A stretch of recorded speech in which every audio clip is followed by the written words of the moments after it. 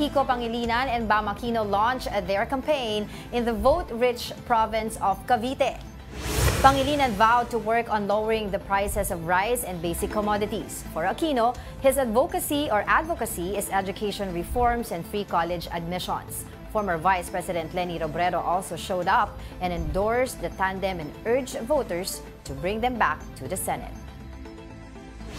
Kumbaga sa basketball, di ba? Second quarter na tayo. Medyo tinambakan tayo ng first quarter.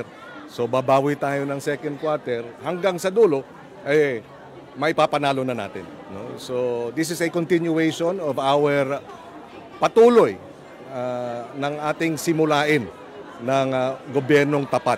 Kami naman klaro na independent ang aming pagtakbo. May dalawang malaking grupo na nag-uumpugan ngayon at kami naman po ni Senator Kiko, klaro na ang pinapanigan namin yung taong bayan. Yung focus namin, in his case, yung pagkain, yung murang presyo, pagbaba ng presyo ng pagkain at sa akin naman, yung mga reforma sa edukasyon